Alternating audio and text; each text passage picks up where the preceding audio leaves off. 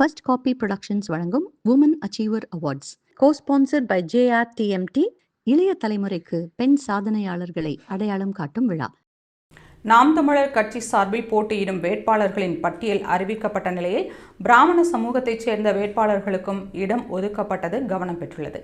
சட்டமன்ற தேர்தலில் தொடக்கத்தில் இருந்தே நாம் தமிழர் கட்சி தனித்து போட்டியிடுகிறது. வரும் சட்டமன்ற தேர்தலிலும் தனித்து போட்டியிட அக்கட்சி முடிவு செய்துள்ளது.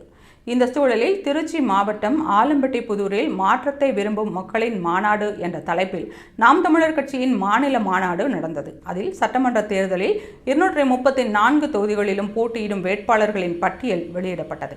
காரைக்குடி தொகுதியில் நாதக தலைமை ஒருங்கிணைப்பாளர் சீமான் போட்டியிடுகிறார்.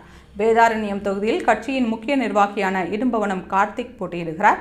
இந்நிலையில் நாம் தமிழர் கட்சி அறிவித்த வேட்பாளர்களின் பட்டியலில் பிராமண சமூகத்தைச் சேர்ந்தவர்களும் இடம்பெற்றுள்ளனர். மதுரவாயல் தொகுதியில் ரேவதி என்பவர் போட்டியிடுகிறார். சைதாப்பேட்டை தொகுதியில் ஸ்ரீவித்யா என்பவர் போட்டியிடுகிறார். டிநகர் தொகுதியில் அனுஷா விஜயகுமார் போட்டியிடுகிறார். ஆலந்தூர் தொகுதியில் மகாலட்சுமி என்பவர் போட்டியிடுகிறார். மயிலாப்பூரில் அருண் என்பவரும், மயிலாடுதுறையில் காசிராமன் என்பவரும் நாம் தமிழர் கட்சியின் சார்பில் போட்டியிடுகின்றனர்.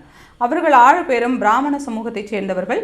தமிழக தேர்தல் அரசியலில் வழக்கமாக அதிமுக, பாஜக ஆகிய கட்சிகளை பிராமண சமூகத்தைச் சேர்ந்தவர்களை வேட்பாளர்களாக முன்னிறுத்துவது வழக்கமாக இருந்தது. அதுவும் பிராமணர்கள் கணிசமான அளவில் வசிக்கும் மயிலாப்பூர், கும்பகோணம் ஆகிய தொகுதிகள் மட்டுமே அவர்களுக்கு ஒதுக்கப்படும். இந்நிலையில் சென்னையின் 5 முக்கிய தொகுதிகள் உட்பட 6 தொகுதிகளில் பிராமண சமூகத்தைச் சேர்ந்தவர்களை நாம் தமிழர் கட்சி வேட்பாளர்களாக முன்னிறுத்தியது தமிழக தேர்தல் அரசியலில் முக்கியத்துவம் பெற்றுள்ளது.